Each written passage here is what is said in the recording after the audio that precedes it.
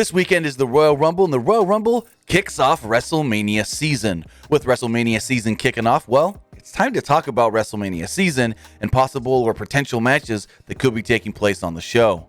I've got 7 matches in mind that I think all could possibly be taking place at WrestleMania. WrestleMania is a 2-night event. I don't know which matches will be on night 1 or night 2, but let's talk about the matches I think we could be seeing at Raymond James Stadium. Let's get going. This year, WrestleMania 37 comes to us not from Los Angeles, California, inside SoFi Stadium like we were supposed to get, but inside Raymond James Stadium in Tampa Bay, Florida, like we were supposed to get last year. Last year, everything got flipped upside down with COVID-19, and we ended up getting WrestleMania from the WWE Performance Center. This year, WWE is able to run out of Tampa in Raymond James Stadium, so let's talk about some of the matches we could be seeing on either April 10th or April 11th.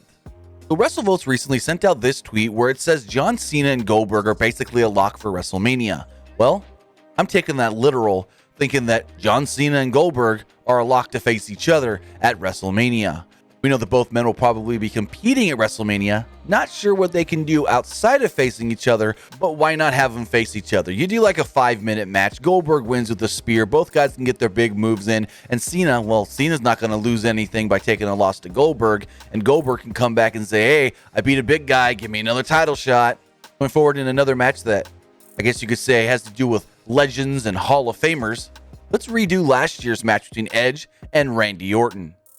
Last year, Edge and Randy Orton had a last man standing match inside the WWE Performance Center. Then they moved on to Backlash, where Edge actually got injured and didn't get to compete for the rest of 2020. The series between these two, 1-1.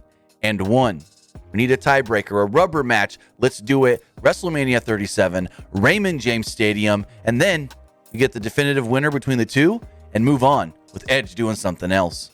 Speaking of needing a definitive winner, you got a man that thinks another man stole his opportunity 2 years ago.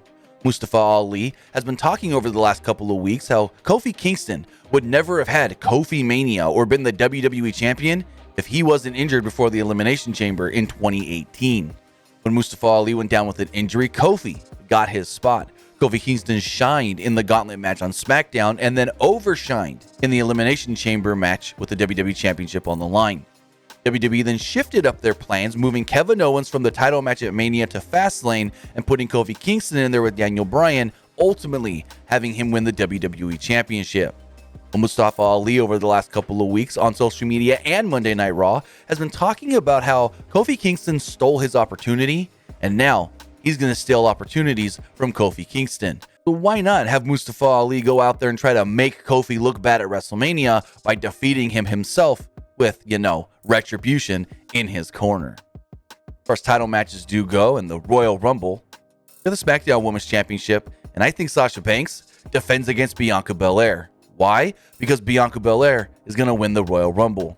WWE has been really hyping up Bianca Belair over the last couple of months, not to mention also giving her her own WWE Chronicle on the network, and I think this is all just a prelude to Bianca Belair winning her first Royal Rumble. I mean, last year she tied with Shayna Baszler to set the record for most eliminations in a women's Rumble. So what else is left for her to do? Break that record or win the Rumble? I think Bianca Belair wins the Rumble, moves on to WrestleMania, and challenges the SmackDown Women's Champion Sasha Banks for the title. Speaking of Women's Championship matches, this one, it's right under our nose, and most people don't even see it. It's the Raw Women's Championship on the line. It's Charlotte Flair challenging Asuka. Back at TLC, Charlotte Flair returned to WWE after being gone for 6 months to team with Asuka, filling in for Lana, and well, the two ended up becoming Women's Tag Team Champions. I think Charlotte Flair, even though she's pretending to be a good girl right now, has a underhanded scheme in play where she's trying to get on Asuka's good side before she ultimately turns on her, attacks her, and challenges her for the Raw Women's Championship at WrestleMania. We saw this match back in 2018 after Asuka had won the Royal Rumble. Charlotte was successful on that night, so maybe Asuka can be successful on this night. Yet, well, Charlotte thinks she's missed WrestleMania. She's 3-2 at WrestleMania, so probably end up winning. It's Charlotte Flair. The Universal title can go one of two different ways. Right now, we got Roman Reigns as the Universal Champion, and I wholeheartedly expect Roman Reigns to retain that title all the way to WrestleMania and defend against one of two men, either Bill Goldberg or Daniel Bryan. WWE is really pushing the fact that Daniel Bryan has never won the Royal Rumble, and I don't think Daniel Bryan wins the Royal Rumble. They're also pushing the fact, though, that Daniel Bryan has stated that he is going to get the best of Roman Reigns one day.